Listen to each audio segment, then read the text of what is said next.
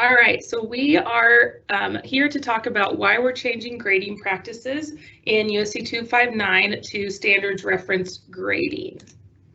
So we want to think about two Kansas high school students. Student A is a hard worker, never misbehaves at school, but struggles understanding algebra. His parents work with him every night. His work is complete, done on time, clean, and neat. However, he hasn't successfully mastered the standards for this course. He participates in every extra credit activity available, including bringing additional supplies to class and attending school events. Based on his effort, behavior, and completion of work, the student ultimately receives a C on his report card for algebra. Student B isn't a hard worker. She is often tardy to class, completes some of her work, and lacks motivation. She finds herself in occasional trouble due to her attendance and talking out in class. However, algebra comes very easy to her. She is able to successfully answer every question correctly on her assessments and has mastered the standards for this course. However, because of her lack of motivation, attendance, and occasional missing assignments, student B gets a C on her report card in algebra as well. Later, when entering Algebra 2, both students are in the same math class. Both students receive the same grade in the previous class of algebra. However, do both students need the same level of support with the content of the Algebra 2 class? Do they both understand algebra the same way? So as we think about the history of letter grades and how they have been used in our history, it is a system of marks that's widely used by everyone. These marks are an indicator of success. We accept them as real measures. They're a part of our identity and our educational system, but often they're completely unreliable. So there must be a better way. But thinking about our current practice, it's able to trace back to as early as 1913, how we've used our traditional grading system, but it's believed that this has been around even longer than that. So this is a grading activity that we have done with our staff and administrators in our district, but it's to simulate how we come to a grade in our current traditional activity. So this is a pretend assessment we would give a student. So I'm going to focus in on what those questions are. So the first section of questions is 10 items that require recall of important but simpler content that was explicitly taught. Our student Christy got 10 out of 10 questions for this section of the assessment. Section B is 4 items that ask application of complex content that was explicitly taught and in situations similar to what was taught. Our student Christy got 2 out of 4 of those questions correctly. Then the last section, section C, is 2 items that ask for application of novel or new situations that go beyond what was explicitly taught, and our student Christy got 0 out of 2. So there's 16 total questions. You see she got 10 correct in the first section, 2 correct in the second section, and none correct in the third section. So we would then, in our traditional grading system, decide how we would award points out of 100 to get that percentage score for Christy on this test. When we have given this activity to educators in our system, we've had scores ranging anywhere from in the 30-point range all the way up into the 80s. So there's great variability in how we would score in our traditional grading system. And everyone's able to justify why they might grade that way for their given course, grade level, but still there's just a lot of variability in how the traditional grading system works. So I'm going to have you hold that assessment idea in your head and we'll come back to it in just a bit, but a standards reference grading system has 4 key areas. Prioritize standards, which means that we have identified what's the key pieces that students must know in each course for each grade level. So often standards are, there's a lot of standards for each grade level for each course. So we prioritize those, what is going to be taught in each course. We're still covering the required content from the state, but prioritize them to help teachers and students know what is going to happen in each course. Then from those prioritized standards, we develop proficiency scales that show a progression of learning. We'll dive into that in just a bit. Then from those proficiency scales, we align our assessments to ensure that we are assessing students on what they need to know and be able to do.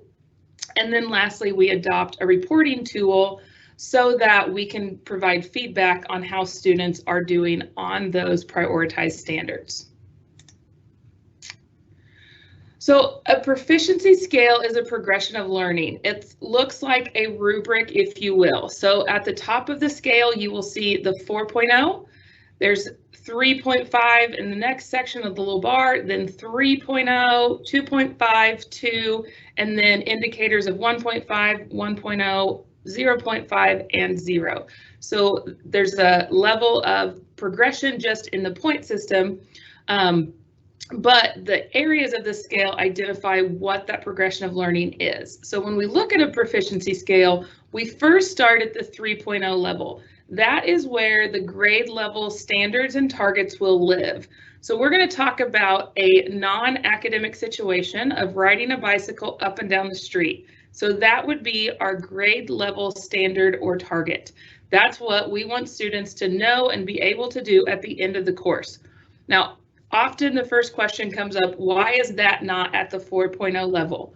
We put that at the 3, that's the mastery, the proficiency we are shooting for, but we also know there are some students, and hopefully many, who will go above and beyond those grade level expectations, which is where you will have the 4.0 content. So for this standard, riding a bicycle up and down the street, the 4.0 might be that they can ride around the block or they can do a wheelie. They can go clearly above and beyond that grade level expectation. So that is above the 3.0 level. Then going down the scale to the 2.0 level, that's the foundational learning. That's where the academic vocabulary is, the smaller skills that we would work on with students in order to be able to achieve that grade level standard. So in this case of riding the bicycle, they need to be able to balance on the bike, they need to be able to hold the handlebars, they need to be able to pump the pedals and turn the bike while riding. Additionally, that's where you see the vocabulary. So in this case, bicycle, kickstand, handles, brakes, etc. So those are the smaller skills we want to work on with the student to then be able to achieve that standard of riding up and down the street. And then some students may be able to go above and beyond to that 4.0 level. So we're going to apply this scale to some pictures to see how this would look like when we were to assess student learning. So in this picture, you can see the child riding a bike. You see two adults who are there to catch the student if they're not quite ready to do this independently on their own. She's able to ride the bike, but it doesn't look like she's riding very far. Looks like she's balancing, holding the handlebars, clearly pumping the pedals, but probably not able to ride up and down the street without some extra support. So in this situation, we would say the student is at a 2.0 because she's doing those foundational skills. She's just not quite there to the level of the grade level standard, which is riding the bike in this situation. So this student is at a 2 for this target.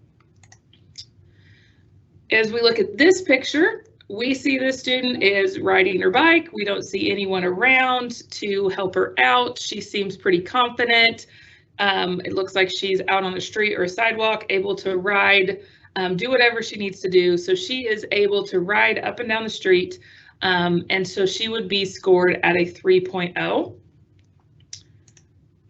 And then this picture shows us a student who is clearly above and beyond. She's doing a jump, she's doing a trick with her bike. So she has gone above and beyond that grade level expectation. So we would score this student at a 4.0.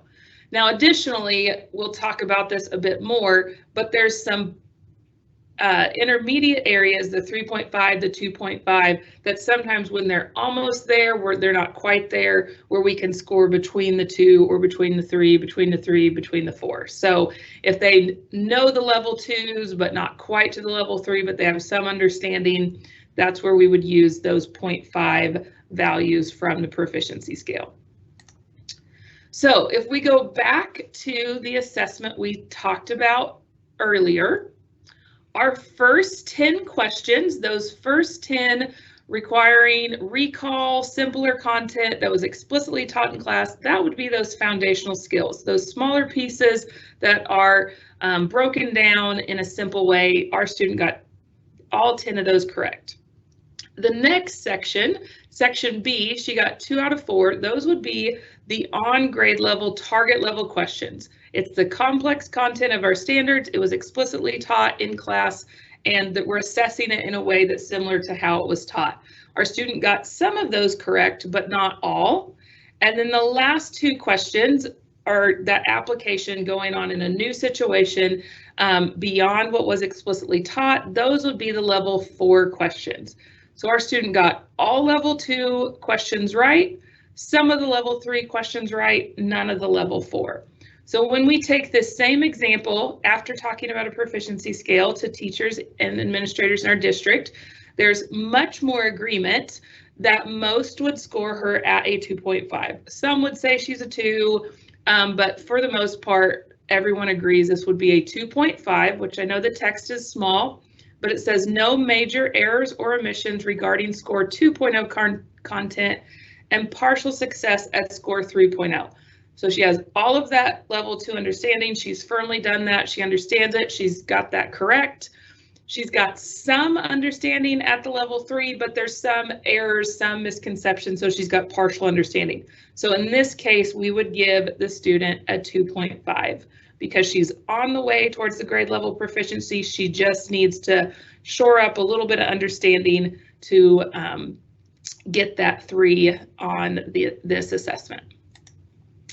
So why standards reference grading? We are working towards having our grades show what students know and can do. So our timeline, if you aren't aware, we began standards reference grading in elementary school in the 2019-2020 school year. Last year, we began 6th grade implementation and at the middle schools. This year, 7th and 8th grade came on board. So all grade levels in 6th, 7th, and 8th in middle school are using standards reference grading. And then next school year, the 22-23 school year, we will begin the high school implementation. Now, this does not mean all high school courses, all high school students will have standards reference grading. We have a rollout, a stair-stepped rollout. So next year's courses will be the freshman level courses, the grade level courses, that entry level to high school. Now, not all classes are perfectly, all freshmen take this, etc. But it's that traditional high school track. So Algebra 1, English 1, Spanish 1, etc. Those will start standards reference grading. After that, in year 2, we'll roll up to those sophomore level, those intermediate courses. Following that, then the junior level, and then in year 4, the senior level. That's where you'll see a lot of the AP courses, concurrent credit courses, things of that nature. So additionally, with standards reference grading is having a common set of grading practices. So there's a consistent 0 to 4 point grading scale. That proficiency scale is used in all content areas, all grade levels, all classrooms. There's not differences there. The social studies classroom, the grade level targets will be at a 3. A 4th grade classroom, the grade level targets will be at a 3. So we don't pick different things. Everyone's using that 0 to 4 scale with the same performance indicators. Additionally, academic achievement is reported separate from their behavior and work habits. And what this means is that not only will we give feedback around what do they know on those academic standards, what do they need to know for Algebra 1, what do they need to know for Spanish 1, what do they need to know for technology, those are the academic standards.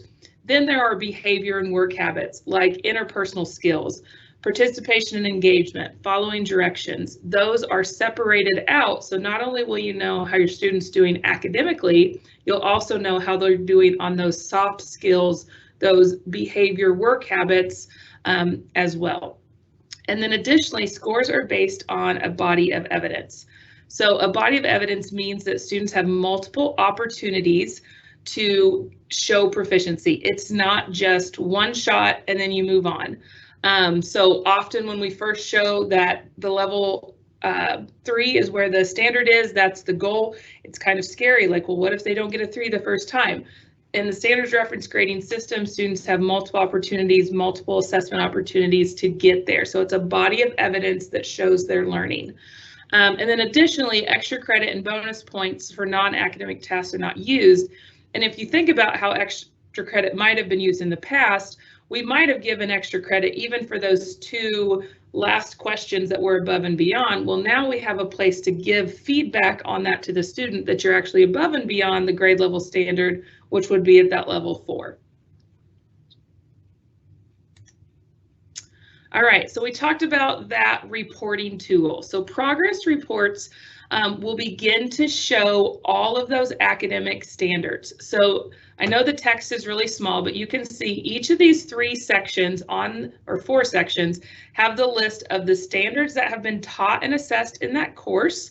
And then you see the score of a 0 to 4 over here in the column. So you're getting that feedback. How are they doing on each of those standards? Also, you'll see those work habit assessments as well.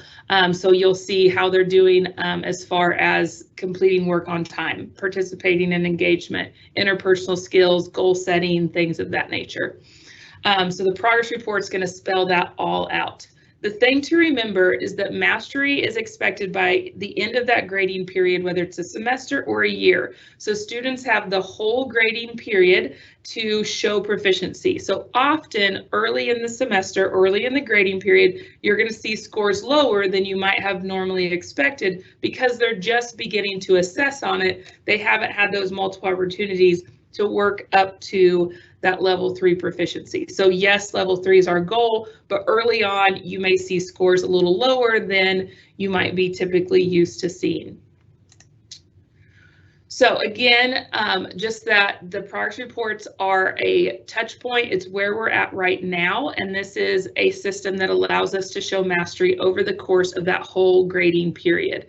So again, it's normal that you may see scores a little bit lower than early on, and then you'll see that progression and growth as they go on through out the grading period. All right.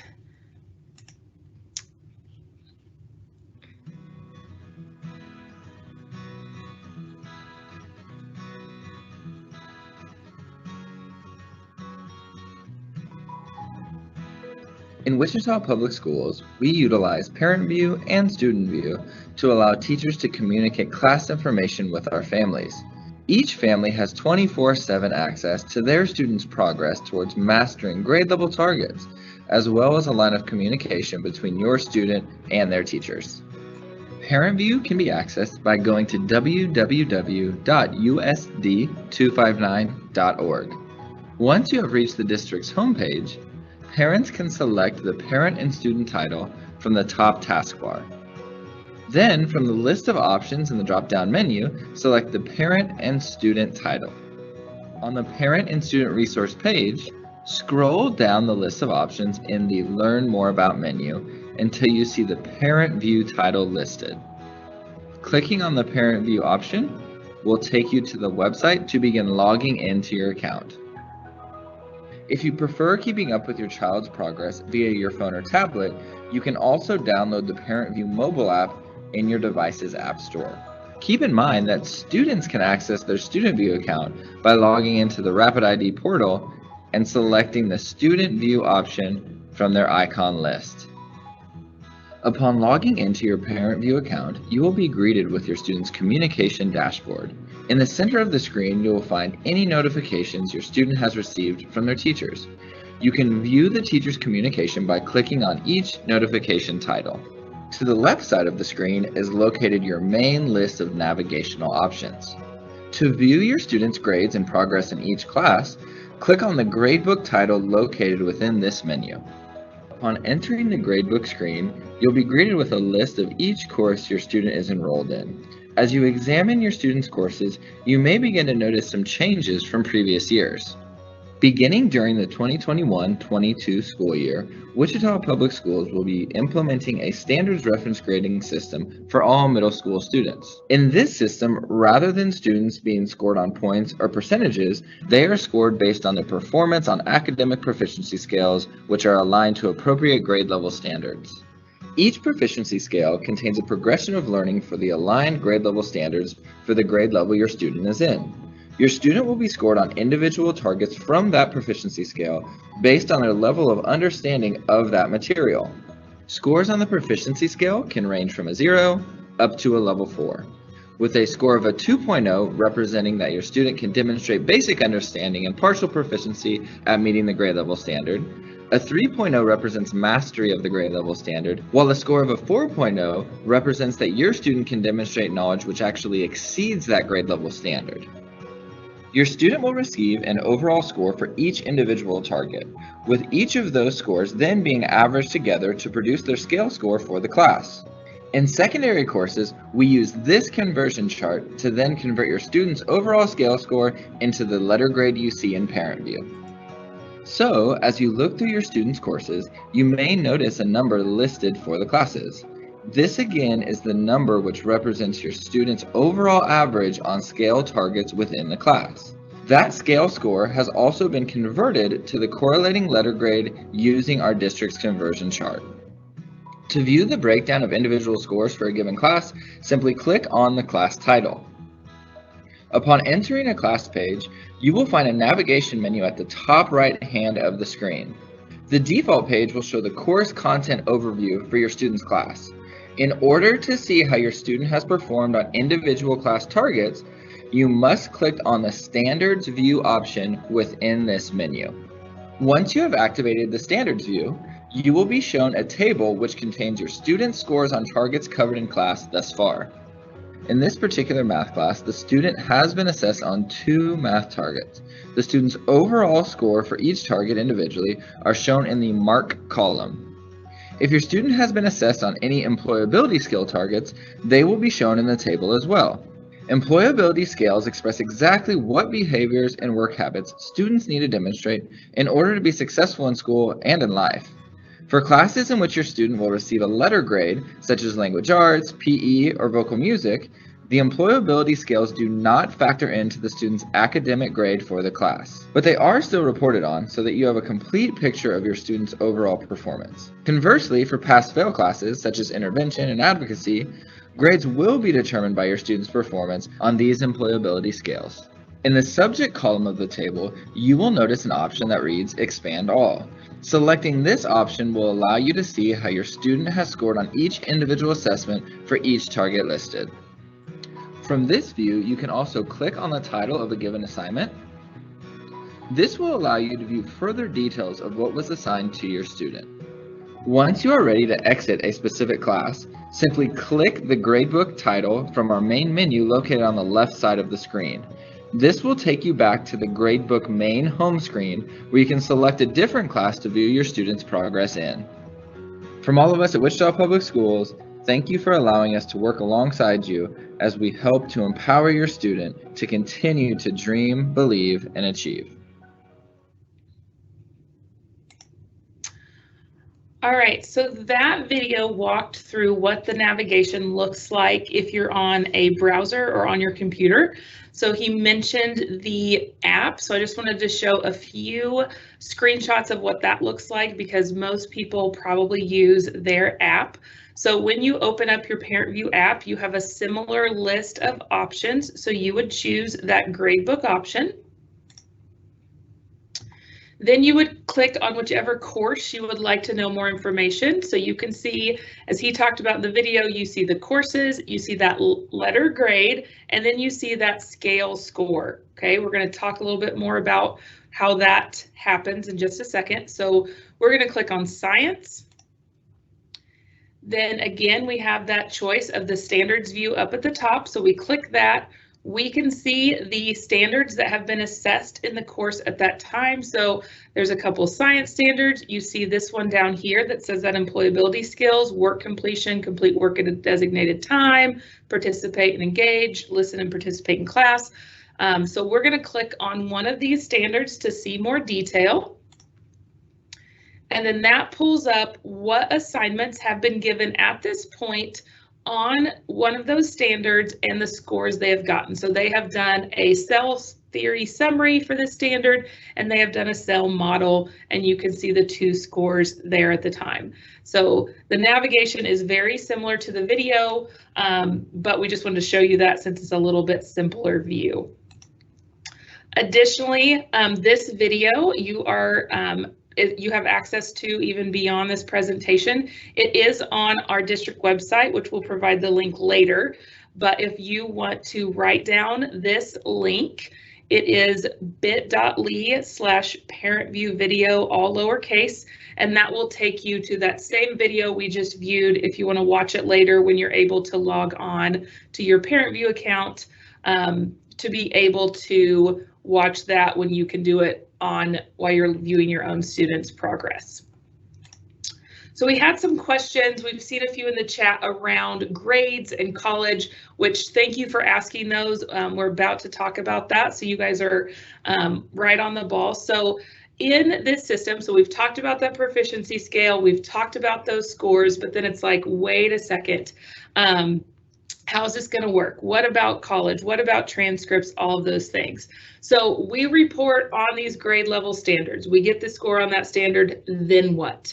So those standard scores get then averaged, all the standards that have been taught in the class, and then we use this conversion chart to give the overall letter grade. So there are still letter grades for all of our secondary courses. So we wanted to break this down and just give you a simple example. So here are our 5 academic standards that have been taught in the class, and here are the scores the student has gotten for those overall targets. So all the assessments have been entered. This is where they're at on these 5 questions. So we would add up these overall target scores. So we add up those 5, we get 11.5. We divide by how many there are. This is just a simple average, which is a 2.3. So on the conversion chart, let me go back. A 2.3 falls between 2.0 and 2.49. So that would be a C for the overall letter grade for this course, and that is what goes on the transcript. So letter grades still exist. That's the conversion chart.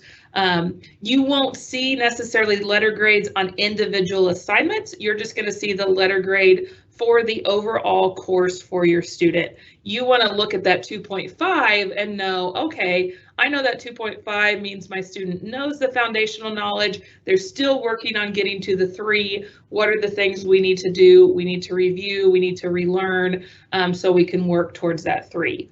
And less thinking about A, B, C, D on individual assignments, but we still have that A, B, C, D system for your overall course grade. So additionally, we had another question around what about colleges? Again, a great question, because we know that that is an option that many of our students are going to go towards after high school. Some go into the career world, some go into colleges or universities. So our transcripts remain the same. So progress reports, grade cards you get from our system are going to have all those academic standards. They're going to have the converted letter grade. The transcript is exactly the same it's always been. It's the list of courses with the list of grades, gives the overall GPA. So you do not have to worry about anything changing as far as your student be able to apply to universities for admissions, scholarships, things of those purposes, because that's what you will use the transcript for. All right, so we have a new thing that's available. We'll come back to some SRG session questions after we talk about this, but this is something that just became available late in September that we wanted to share with you why we have you here. It's called Revolution Prep Homework Help. So this is a online, on-demand, live homework help for your students that's available right now. So we're going to watch a quick video that shows how the system works, and then I'll show you how your students can access that, and then we'll take any other questions that you might have had when you attended this session that maybe we didn't address specifically.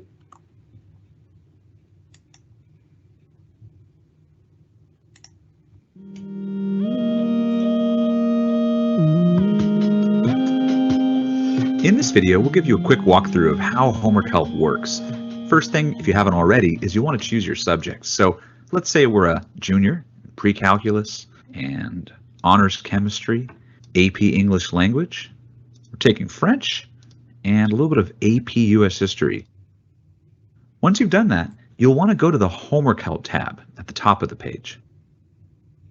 When you get to the Homework Help tab, the first thing you'll see are any sessions that are happening right now. If you see a subject that you need help in, click the Join Now button and you'll go immediately into a session to get help. And that help will look something like this. So we already know the two ones that we just mentioned. So now we're looking at basically in the session, you'll be able to share problems you're working on and get the help you need from an amazing Revolution Prep Pro tutor. We're basically given the column. If you're not ready to jump in right now, you can browse the upcoming sessions in all of your subjects. It defaults to the current day view, and you'll see as I scroll down, see lots of sessions for chemistry or AP English, French, and pre-calculus and AP history. The key on any future sessions is if you're interested, you need to absolutely reserve that session. So if I want to work on AP US history tonight with Rachel, I'm going to click that reserve button. If you don't reserve that session, there's no guarantee you'll be able to get access to that subject at the time you want. So please make sure to hit that reserve button. You can reserve as many sessions as you want at the same time, but if you decide you won't be able to join later, please do make sure you unreserve to free up more room for other students. To look at upcoming days, all you need to do is scroll back up to the top and choose the day you're looking for. Perhaps you have a test on Friday. You might want to look through the Thursday sessions, or planning ahead for the time you have on the weekend to study this Sunday. If you don't see a session in the subject you've chosen, you'll want to look at other days, or you can use this button right here to send us some quick feedback and request more sessions in that subject. One last thing about reservations, just like a restaurant, if you don't show up on time, we may have to give up the slot for other students. So if you reserve a session for this Sunday at Honors Chem, make sure you show up promptly at 7. If you come in a little late, 15-20 minutes, we might have given up that spot to another subject for other students. All right, that's it for your walkthrough of the Homework Help dashboard. Please use it as much as you need. All of us at Revolution are so excited to be part of your success in middle school, high school, and beyond.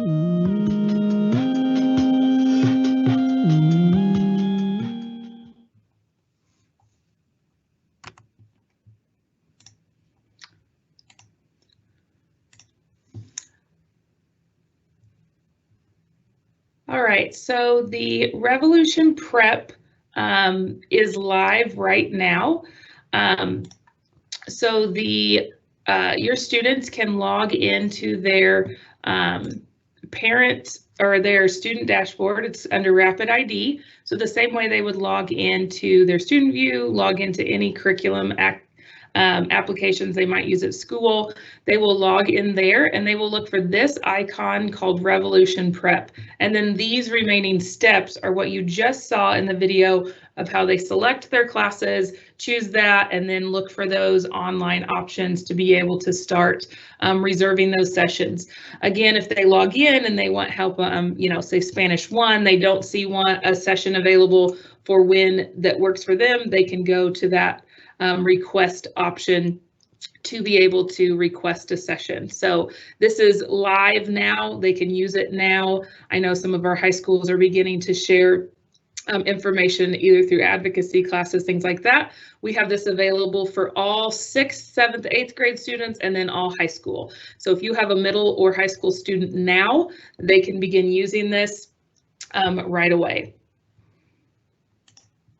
All right, so we have a few questions in the chat. If you have additional questions that we haven't answered for you, please share those now. But if you, as we wrap up, if you forget something or you have additional questions later on, this is an email you're welcome to send in those questions to, info@usd259.net. And then also you can go on our district website, usd259.org/grading. That parent view video is available there now as well. There's also some other documents explaining some of our proficiency scales, examples, things like that. So if you have other questions, you can share those in the chat, but you can also email down the road.